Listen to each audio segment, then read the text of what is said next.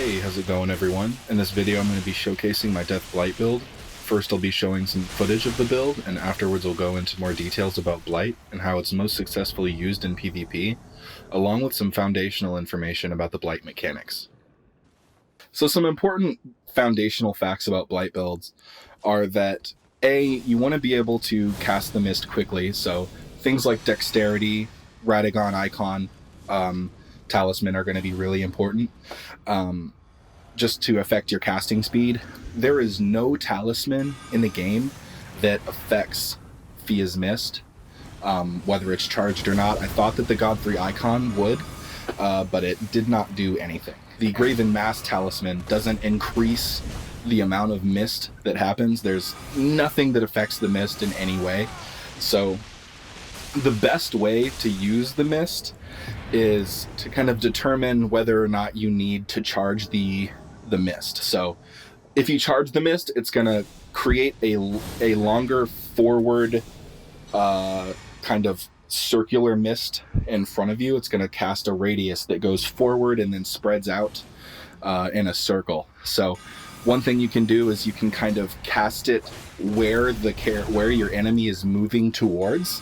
So if they're moving left, you can turn to the left while not targeting them and charge a cast and cast it in that direction, and they'll walk into it. And then what I'll typically do is I'll use gravity spells to try and pull them into that charged mist. Now, there's also going to be a lot of really aggressive players, and so that's what I mean by choosing when you want to charge and not charge. Because if someone's running towards you, you can quickly charge you can quickly cast a non-charged spell, either in front of you or behind you. Typically I like to, it just really depends, but that will still kind of force them to give you a little bit of distance. So here what we're going to do is we're going to use the mist on someone that has no armor, and you can see that it procs extremely quickly. So whenever we add the armor, that proc happens a lot more slowly, as you can see.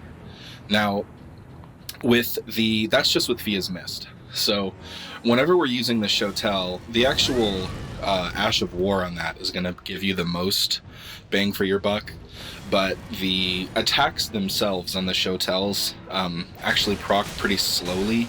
It takes a lot of hits, and that's really important to notice, because whenever you're dueling, you don't want to cause too much damage to somebody, because you can see that I'm taking half their health while proccing the Blight bar halfway. So what is really important to notice about a Death Blight build is it's not something you want to have a high damage with if you're wanting to proc Blight.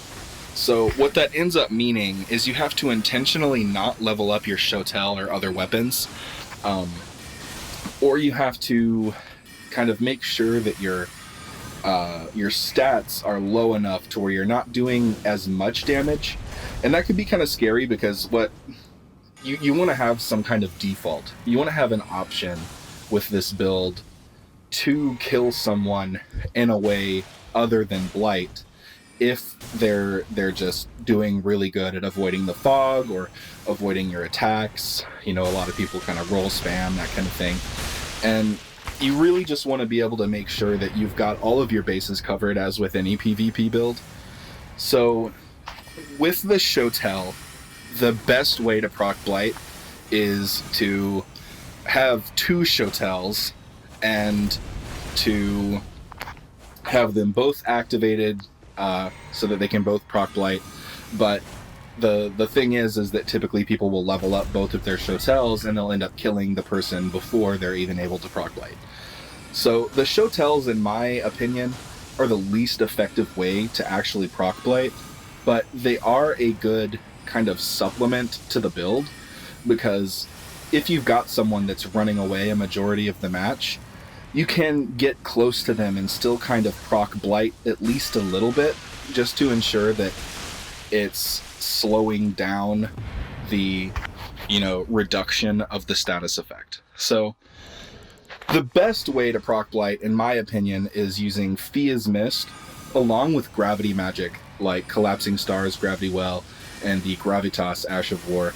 Now, I'm not really gonna go too deep into how to use these things, but the Mist is basically your best friend with a Blight build because people are going to try and stay out of it.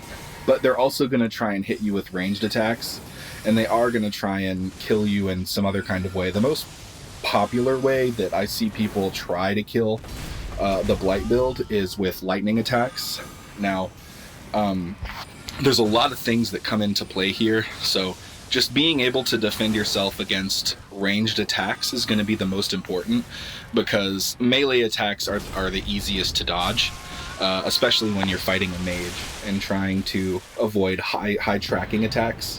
One way to kind of alleviate the high tracking ranged weapons is obviously with the black hole spell that sucks up tracking spells.